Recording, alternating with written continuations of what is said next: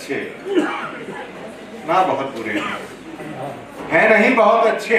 जरा शिरकत करेंगे, शेरों को सुनेंगे, शायरी को, तो थोड़ा महसूस होगा। क्या बात है नहीं बहुत अच्छे ना बहुत बुरे हैं हम, और कोई ना खरीद सके इतने तो बड़े हैं। क्या बात है।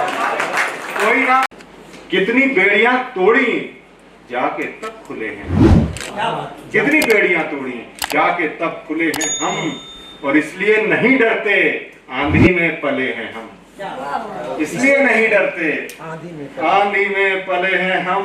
हक की बात आए तो टाले ना टले हैं हम, हक की बात आए तो टाले ना टले हैं हम। हैं जुदा जुदा लेकिन ख्वाब से जुड़े हैं हम। हैं एक हिंदी कविता कह देता हूँ, ये एक अलग अलग ढंग है अपनी बात को कहना है और दरअसल दूसरों तक पहुंचाना। यही हमारी जबान है जिसमें जो शब्द हम बोलते हैं, जो सुनते हैं, वही हम लिखते हैं। चूंकि मैं पत्रकारिता से भी जुड़ा हूँ, इसलिए पत्रकारिता का भी बहुत ज्यादा रिफ्लेक्शन कविताओं में आता है, उस जबान का भी आता है, क्योंकि हमें सिखाया जाता है कि हम आम जबान में लिखें। कहीं कोई कठिन शब्द होता है तो हम उसे लिख देते हैं, और वो उस कार से लिख देते हैं कि वो दोनों जबान के लोग, तीनों जबान के लोग समझ सकते हैं। वो अपना काम करते हैं जी। तो मैं कुछ आपको अपने लेनिन रघुवंशी मेरा नाम है, मानवाधिकार जन निगरानी समिति का संयोजक हूँ। किस पुस्तक का आज जो है ये जो किताब है मेरी आवाज़ में तो है शामिल, ये मुकुल सरल जी ने ये किताब लिखी। मुकुल सरल बेसिकली जो है पत्रकार हैं, परंतु सहृदय होने के साथ जो है एक गज़ल संग्रह है उनका, जिसमें उन्होंने अपनी अलग अलग चीज़ें समाज की, परिवार की, आजकल जो घटित हो रहा है उस सब चीज़ें लिखी हैं। और उनको आज हम लोग एक सम्मान दे रहे थे, जनमित्र सम्मान, क्योंकि जो बनारस और काशी है वो शास्त्रार्थ की धरती है, वसुधैव कुटुंबकम की धरती है। और आजकल क्या हुआ है कि पत्रकारिता में एक बड़ा गजब चल रहा है कि पत्रकारों का भी पक्ष हो गया और विपक्ष हो गया है। तो निष्पक्ष क्या है? तो हम लोग निष्पक्ष को पहचानने की कोशिश कर रहे हैं, क्योंकि हमारा मानना है कि खबर पालिका सबसे ज़्यादा महत्वपूर्ण है। अगर वो कमज़ोर हो जाएगी तो न्यायपालिका, कार्यपालिका और विधायिका जो है अपने आप जो है मतलब आवारा हो जाएंगे। तो ऐसी स्थिति में जो है मतलब जो पत्रकारों पे हमले हो रहे हैं, जो निष्पक्ष पत्रकार, उसके रूप में मुकुल सरल जी को हम लोगों ने आज रेखांकित किया है।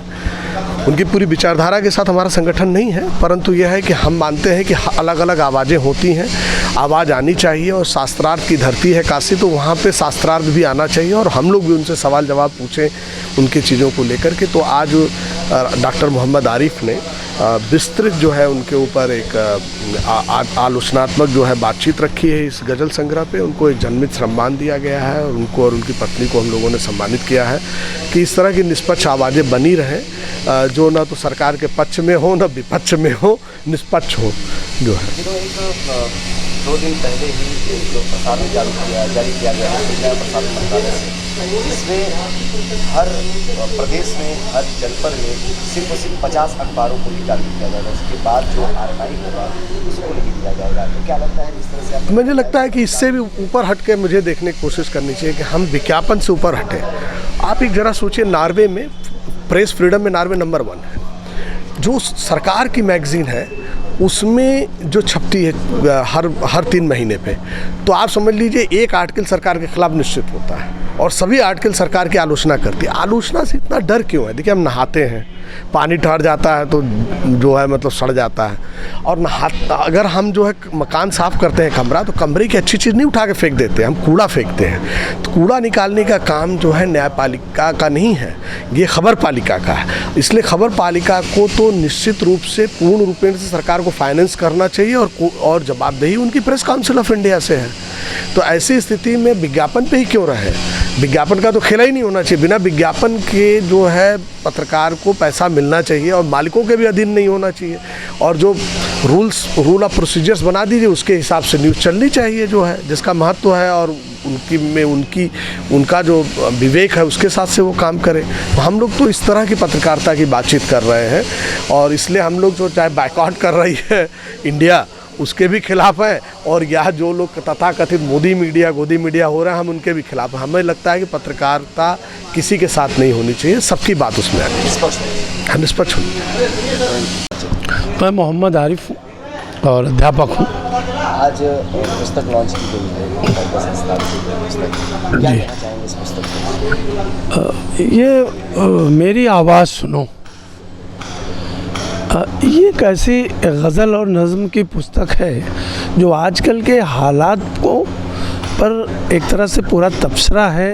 पूरे जो मुल्क में हालात चल रहे हैं, किस तरह का समाज बन रहा है, किस तरह के पॉलिसीज़ अडॉप्ट की जा रही हैं, उससे रिलेटेड ये 10-12 सालों का एक तरह से दस्तावेज है।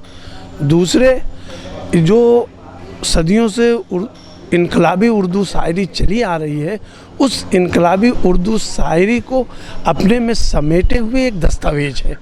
उस किताब का आज जो है रस्मी इजरा हुआ।